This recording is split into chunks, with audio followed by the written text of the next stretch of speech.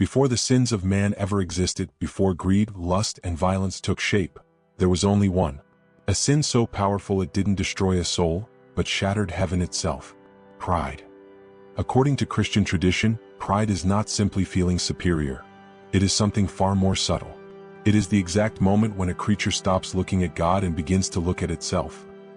And it is precisely here that the first and most ancient of Lucifer. His name in Latin means bearer of light. He was neither a monster nor a shadow. According to apocryphal texts and medieval demonology, he was the most radiant angel ever created. His sin was a simple and terrifying question: why must I bow? In the book of Isaiah, one of the passages most cited by scholars of demonology reads, "I will ascend to heaven. I will raise my throne above the stars of God." This is not a declaration of war, but a declaration of equality. And that is exactly what makes pride the most dangerous sin of all. According to Saint Gregory the Great in the 6th century, pride is the root from which all other sins grow. Greed, lust, wrath, they are merely consequences. Lucifer did not want to destroy God. He wanted to be like him, and it was this very thought that caused his fall. Thomas Aquinas wrote that pride is the sin that closes the soul to grace. Because once you feel complete, you no longer seek salvation. Many exorcists, even modern ones, claim that the most severe cases of possession do not begin with sin, but with spiritual arrogance. People convinced they are stronger than evil, smarter, purer. According to certain ecclesiastical chronicles, Lucifer does not enter by force. He opens a door that man has already thrown wide open. And perhaps this is why pride is called the silent sin, because it does not destroy you immediately. It convinces you slowly that you are already above the fall. If pride created hell, greed made it livable. Because while other sins destroy man from within, greed does something different. It convinces him to sell himself. In Christian demonology, greed is not merely the love of money. It is the illusion that everything has a price, even the soul. And this is where Mammon enters the stage. His name already appears in the Gospels not as a simple demon, but as a power opposed to God. Mammon is a principle, a force, the personification of wealth raised to divinity. In the Middle Ages, theologians were obsessed with Mammon. They considered him the most dangerous demon for one precise reason. He does not ask for faith. He asks for compromises. Mammon does not tempt with immediate gold. It begins with a justification. Just this once. It's necessary. I deserve it. There are chronicles of European noble families who attributed their ruin to cursed riches. Sudden fortunes followed by illness, suicides, disappearances. For the church, it was not bad luck. It was Mammon collecting his due. Unlike other demons, Mammon does not destroy immediately. He accumulates wealth, power, and dependency. Thomas Aquinas described greed as a cold, calculated sin. And this is precisely what makes it so effective. Possessions linked to greed are among the hardest to recognize, because they do not manifest through screams or convulsions. They manifest through obsession and the terror of emptiness. When money becomes more important than conscience, the pact has already been signed. A legend, spread through medieval monasteries, tells that Mammon never takes everything at once. He always leaves something behind, to make you believe you have won. Perhaps this is why greed is one of the most common sins, and one of the least confessed. To admit greed is to admit having chosen something in place of God. Lust is the most misunderstood sin of all. It does not originate in the body but is born in the mind. In Christian demonology, lust is not desire itself. It is the loss of control over desire. The moment when the other ceases to be a person and becomes an object. And this is where Asmodeus appears. His name appears in one of the most unsettling books of the Bible, the Book of Tobit. Asmodeus is described as a destructive, jealous, and obsessive entity. He kills, one after another, all the men who attempt to marry Sarah. Consumed by a desire he cannot possess. He does not want love. He wants exclusivity. In the Talmud and Jewish tradition, he is the demon who governs uncontrollable impulse. He is associated with nightmares, erotic obsessions, and urges that surface when willpower weakens. In the Middle Ages, demonologists believed lust was the easiest gateway for demonic influence, because it acts when reason is asleep. Not by chance, many texts speak of nocturnal attacks, visions and presences, figures appearing between sleep and wakefulness. Asmodeus never shows a single face. He takes the form of the viewer's desire. And this is what makes him dangerous. In the Malleus Maleficarum, lust is described as the sin that confuses the senses. Possessions linked to lust were among the most humiliating, because Asmodeus does not destroy faith through pleasure.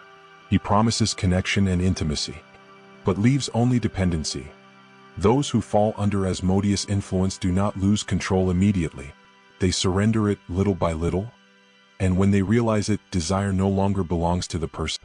It belongs to the demon, and this is why lust is considered one of the most powerful sins, because it does not ask for sacrifices. It only asks you to stop resisting. Wrath is the fastest of all sins. It ignites in an instant without warning. In Christian demonology, wrath is considered the sin that extinguishes reason. It is the instant when man stops thinking and allows something far older and darker to act. This sin is often associated with Belial. His name means without worth, yet his influence is devastating. In apocryphal texts, he is the demon of violent rebellion, moral anarchy, and destruction for its own sake. In the Book of Enoch, Belial is described as the one who corrupts through anger. He does not create evil. He accelerates it. In the Middle Ages, theologians believed wrath was the sin closest to immediate possession, because it removes every filter. Memory loss, eyes that changed expression, disproportionate strength. It was not always possession, but something just as dangerous, the total surrender of control. Belial does not enter when one is weak, but when one is convinced they are right. Thomas Aquinas defined wrath as the sin that dresses evil as justice. And this is where it becomes lethal. Many criminals describe the same moment as a total loss of clarity, an emotional blackout. When Belial's work is done, no satisfaction remains, only silence. And this is why wrath is one of the most destructive sins. It lasts only a few seconds, but its consequences can last an entire lifetime. Gluttony is not hunger. It is emptiness. It is the inability to stop, the need to fill something that is never satisfied. And for this reason, this sin is associated with Beelzebub. Beelzebub appears in the Gospels as one of the most powerful demons, the Lord of Corruption.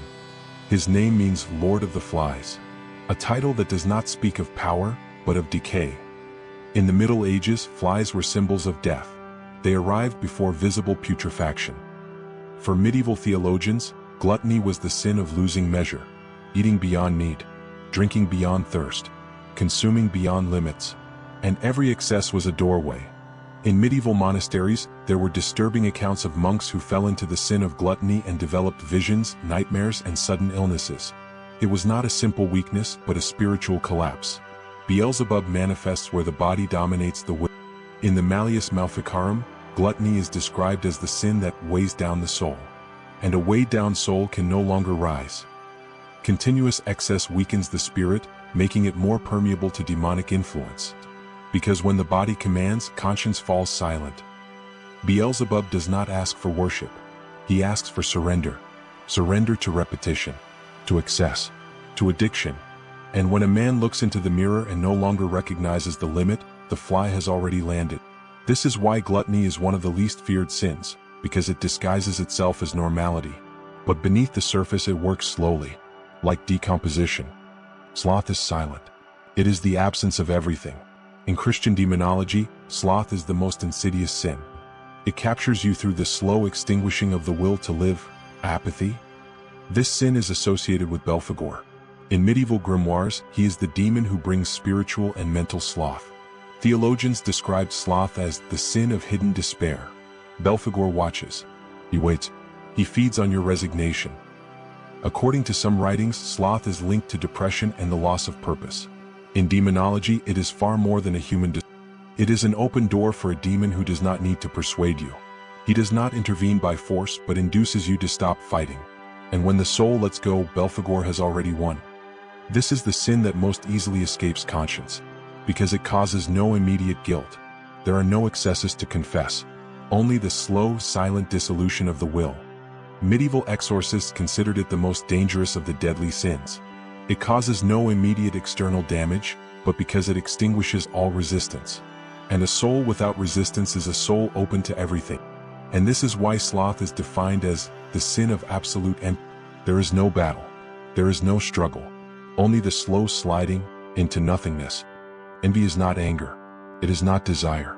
It is not hatred. It is the silent comparison, seeing in others what you lack and feeling a void that grows, that devours you from within. This sin is associated with Leviathan. In biblical and apocryphal texts, Leviathan is the monster of the deep. Jewish tradition and medieval demonology describe him as the entity with the desire to possess what is not yours. He turns simple jealousy into consumption. Envy becomes a trap. The mind craves, the heart corrodes, and slowly everything inside you loses its value. In grimoires, Leviathan is called the demon of hidden destruction. He does not attack the body but the soul. He does not tempt with pleasure but with a sense of incompleteness. He does not promise glory but eternal dissatisfaction. Leviathan grants no respite. He feeds on your mind, convinces you that others deserve more than you, that the world is against you, and that you are always the loser. And so, like water carving stone, envy erodes every certainty, every friendship, every love, every trust. In demonology, Leviathan is often linked to a disturbing phrase: "He who looks at the world with jealousy never sees his own shadow." It is a slow, silent, insidious sin, yet incredibly powerful. Because once envy takes root, all the doors to the other sins swing open. Pride, wrath, lust become inevitable. And this is why Leviathan is considered one of the most feared demons, because he turns every small desire into an end. 7 sins, 7 demons, 7 dangerous paths into darkness. From the first whisper of pride to the silent grip of envy, every sin has a guardian, every soul a door. And if you want to keep exploring these dark worlds, real stories, possessions, and forgotten legends, subscribe to the channel, because the next journey will be even more disturbing.